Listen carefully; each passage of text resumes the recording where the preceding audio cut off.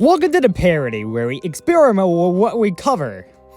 Because I don't want to do full seasons of this show. I'm Tessa Rose, and today we're looking at Place at the Register, the third episode to the third season of the Roblox Ragdoll show, aired in 2021. Why specifically this episode? Well, it's one of the show's few glimpses into characters getting an actual job. When I covered the first season, I noticed that it was usually filled with a bunch of silly nonsense. Thus, not really a job-earning palette. This episode still does have a whole bunch of wacky stuff in spades, but it's confined to job interviews in this restaurant. And note, this was in the prime of the Roblox Ragdoll show when episodes were constantly coming out. So an episode like this within the middle of that prime when seasons were just coming out and out really doesn't impact the show all that much. But whatever, it's still a pretty funny episode nonetheless. Oh, and about the experimentation part, I'm just gonna do a thing where I put a lot of these Roblox Ragdoll show parodies into premiered compilations on the channel. Some of these ones might actually have their first showing there. But it's not about compilations, it's about counting the kills. Let's see how many kills we can put in the register and get to them. The episode begins with this season's intro. Turns into a carbon copy of BFB whenever it can, even with the same exact intro music as that season of BFDI. But whatever, whenever I can, I'll take a title card. We get into the actual episode where Just approaches a restaurant that doesn't exactly have the best sanitary conditions. This is what in the Roblox Ragdoll show in its extended universe is called Memeville. It's enclaved within the state of Pinella, where Ragdoll City also is. And between them and Williston is Deadville, the site of the Roblox Ragdoll show Season 5 as well as the Deadville saga. And it appears at this restaurant that crime is apparent. After window praising in an order, we don't exactly know what to do here. Why not bring out the seconds in this guy's ever-loving killing spree? Finally, Just is up to the register, and they choose to purchase a fat burger. A donation to capitalism has been accomplished, so Just can eat the fat burger at last. Oh sure, why not include a bit of Skywalker alongside the otherwise minuscule town? Just walks inside the restaurant's bathroom, which looks like the birthplace of those shit monsters from Spookies. Overall, a successful day for the restaurant. Oh, something also special about this town, it was featured in episode 4 of Mansion Battle, where that episode primarily takes place. They and the background serial killer both take a cringe hit from their orange juices before they go off on their own separate adventures. Some gunned dudes have entered the restaurant, and one of the cashiers dies from having their head shot off. Holy shit. Nice to see that one play out for once in the episode. Even cashier Allosaurus is shocked. Apparently that was the place's only ever cashier. For another person to underpay just says that he's never committed a felony before. The previous cashier presses a button to turn themselves into a ghost, which I'll count as a kill. Okay, but Just, have you ever committed a felony before? I know if Engineer has, but he probably hasn't. Although I counted them as a kill, the previous cashier comes back in their ghost form. Apparently they named the restaurant Wendy's, so guess we have to stay tuned for some copyright issues. Although Just never filed an interview for this place, they start serving as a cashier anyways. It seems that some kids from the streets have shown up, but our makeshift purple guy tells them that he's grown. During that time, Just ordered it and ate another fat burger while the kitchen door is open. Our serial killer is desperate for more people to kill, telling everyone to turn on PvP.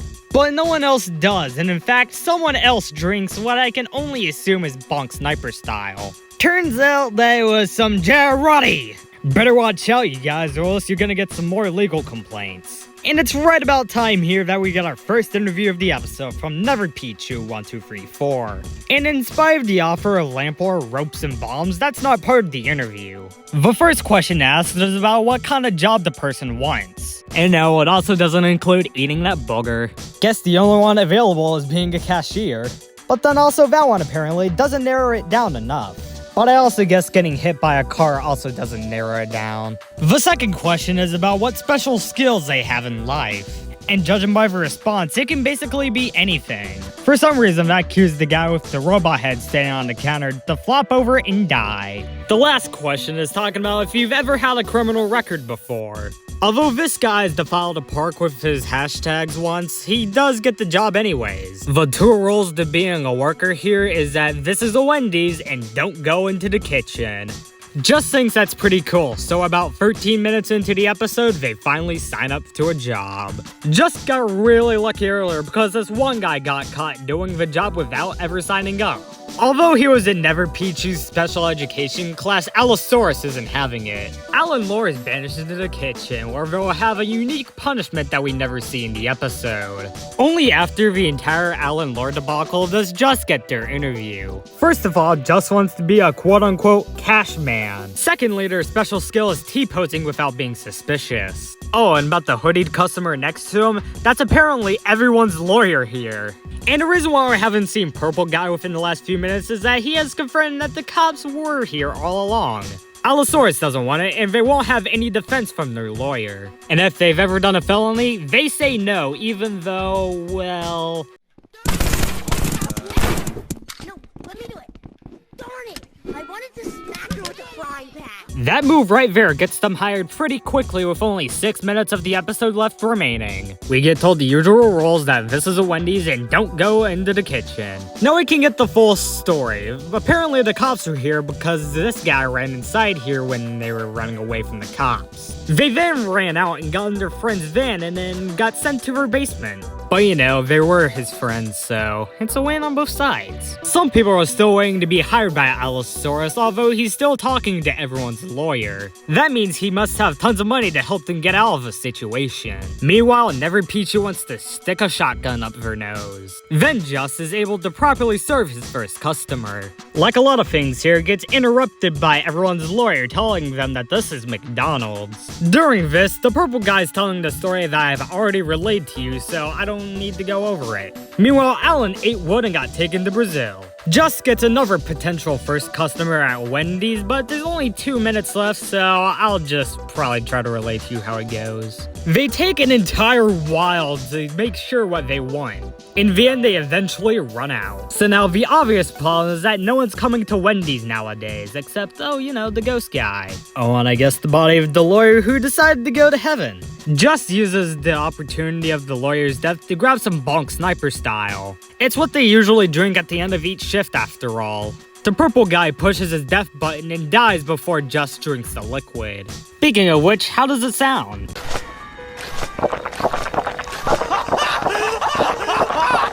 Oh, filled with laughter. The episode ends when Just drinks the pee, and since I counted as a kill earlier, that's what I'm gonna do right now as they get kicked out of the game. How many people died due to the inconvenience of the health inspector not being there? Let's find out and get to the numbers.